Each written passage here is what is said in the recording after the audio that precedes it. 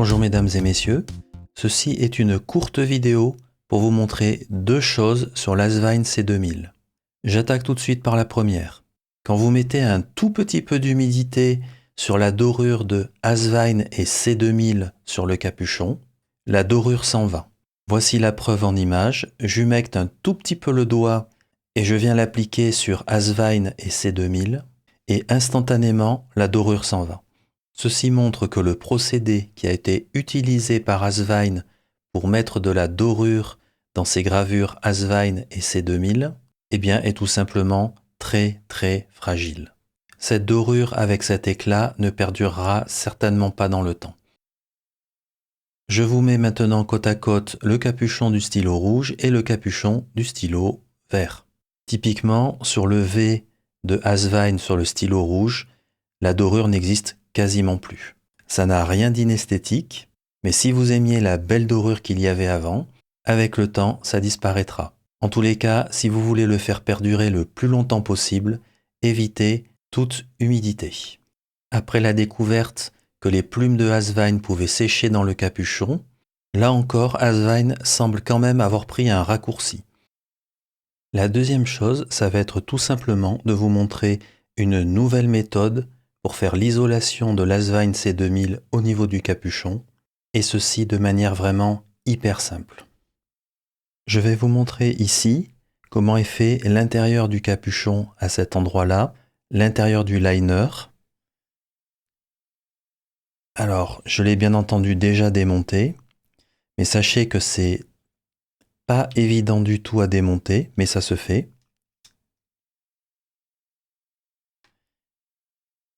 Je vous fais noter ici, je ne les ai pas encore enlevés, je les ai gardés exprès pour vous les montrer. Il y a des traces de colle à cet endroit-là.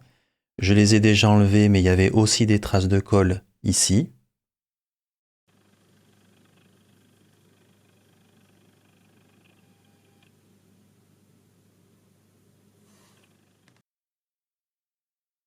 Il y en a encore un petit peu. Mais à terme, je vais enlever toutes les traces de colle. Donc voici comment est fait ce côté-là du capuchon. Donc on voit tout simplement que c'est le liner ici, au fond, il y a un pas de vis, qu'il y a un autre liner qui a été mis de ce côté-là sur le finial, et tout simplement c'est vissé comme ceci. Donc on ne peut pas trop regarder de ce côté-là ce qu'il se passe à l'intérieur du capuchon. J'ai nettoyé un petit peu la colle qu'il y avait sur les différentes zones, et je vais maintenant vous montrer d'autres méthodes pour refaire l'étanchéité. Alors là, on va la refaire tout simplement en passant de ce côté-là. Les zones qui peuvent être sujettes à passage d'air, ça peut être dans cette zone-là, s'il y a eu des défauts de collage, même si mon impression ici, c'est que c'est quand même bien scellé. Donc on va dire dans cette zone-là. Et ce qu'on observe aussi au niveau du capuchon, c'est que en dessous, il y a un passage vide dans cette zone-là. Je vous montre un petit peu mieux, désolé. Il y a un passage vide, c'est-à-dire que c'est creux ici en dessous, entre le liner qui est là et le bois qui est en dessous. Donc ceci crée un certain volume d'air qui va aider à ce que la plume sèche. Donc le jeu, ça va être tout simplement d'empêcher que l'air passe dans cette zone-là, et au cas où il y aurait un défaut d'étanchéité, que l'air passe entre le liner qui est ici et le bois qui est ici, dans la zone d'interstice ici. Même si j'avoue avoir des gros doutes à cet endroit-là.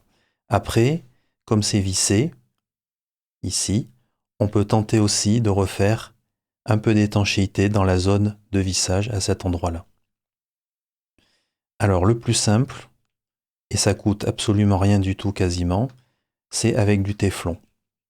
Donc on utilise en plomberie des petites bandes de téflon comme ceci. Alors il y en a des plus fines en largeur et il y en a même encore des plus fines que ce que j'ai en épaisseur. Celle-ci, cette bande de téflon est un tout petit peu épaisse et on va créer l'isolation avec le téflon. Alors le téflon en plomberie, c'est fait pour être mis sur les pas de vis.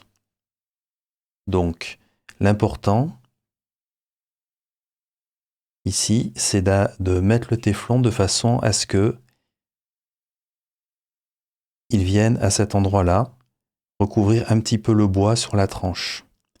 Mais comme c'est très fin, ça ne posera pas de problème à la fermeture. Alors, je regrette un petit peu parce que le mien est un petit peu épais. Mais usuellement, si vous choisissez vraiment un très fin, vous serez même obligé de faire plusieurs tours.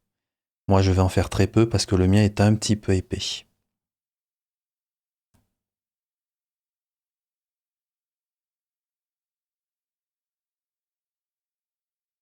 Voilà.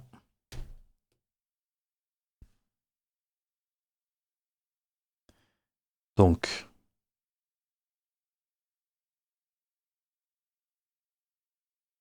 du coup, ce qu'on va faire, c'est que on va bien boucher aussi cette zone-là, à cet endroit.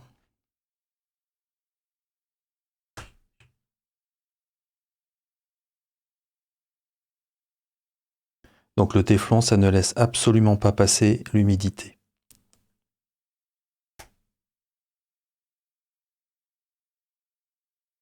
C'est vraiment fait pour créer de l'étanchéité au niveau des pas de vis.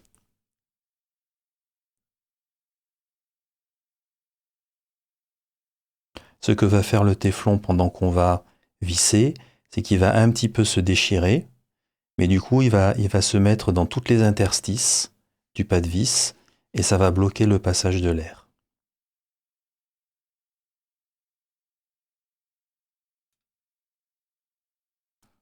Donc, comme on a des méplats à chaque fois de chaque côté,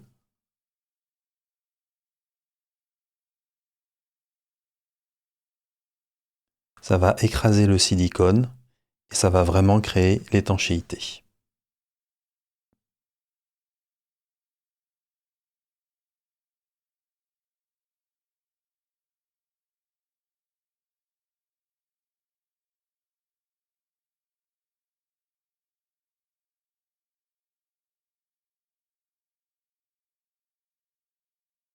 J'aligne bien le clip au passage.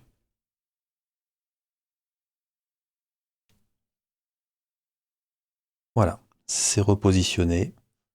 Tout est mis proprement. Voilà. Donc on peut voir ici, il n'y a pas de jeu, il n'y a pas d'interstice, il n'y a rien du tout, c'est propre. Par contre, vous allez voir que l'étanchéité maintenant est parfaitement faite, puisqu'il y a du silicone un peu sur le rebord en bois ici. À ce niveau-là, au-dessus, il y a le silicone qui est derrière. Sur toute la zone du pas de vis, il y a du silicone. Et au fond, il y a aussi le silicone qui a recouvert le trou. Donc le plus simple, c'est vraiment d'acheter un petit ruban de silicone comme ça. Ça coûte 1, 2 ou 3 euros. C'est vraiment pas cher du tout, suivant la longueur, l'épaisseur et la largeur. Et c'est terminé. Alors, on peut faire aussi en mettant du silicone gel, de la graisse de silicone, comme ceci, parce que ça empêche aussi les écoulements d'air, donc on peut le mettre sur le pas de vis. Ceci étant, je pense que ça sera nettement moins efficace, c'est un petit peu plus difficile de le conserver dans le temps. Et après, il y a aussi la possibilité, si vous avez des joints, d'utiliser par exemple des joints très fins pour en mettre à la base de ce côté-là et en haut de ce côté-là aussi. Mais comme vous pouvez le voir, le ruban téflon, c'est très très efficace. Je tiens à préciser, je ne peux pas tester la solution sur mes stylos puisque je n'ai pas le problème de sécheresse de plume lorsque la plume est à l'horizontale.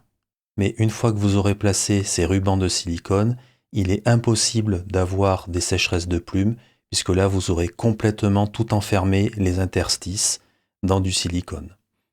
Pour terminer cette vidéo, je vais ouvrir une petite parenthèse à propos de la très bonne idée d'utiliser de la fumée pour voir où pourrait être la fuite d'air. Dans le cas présent, le fait que la fumée s'échappe par le clip ne prouve pas que la fuite est au niveau du clip. De ce que je vois de la construction de ce capuchon, il n'y a de toute façon qu'un seul endroit où la fumée peut s'échapper, c'est par l'anneau du clip. S'il y a un défaut d'étanchéité à un autre endroit, il y aura probablement une communication entre cette zone de défaut et l'anneau du clip. Donc la fumée finira forcément par sortir au niveau de l'anneau du clip. Après, est-ce que l'utilisation de fumée pour détecter qu'il y a quelque part un défaut d'étanchéité est réellement fiable. Je n'en suis pas sûr et je suspecte en particulier que cette méthode peut détecter des défauts d'étanchéité qui n'existent pas. Pourquoi? Tout simplement parce qu'on bouche un côté du capuchon pour injecter la fumée. Donc on crée une petite surpression dans le capuchon. Petite surpression qui n'existe pas en temps normal. Donc on peut révéler un chemin de fuite qui n'existerait pas en temps normal.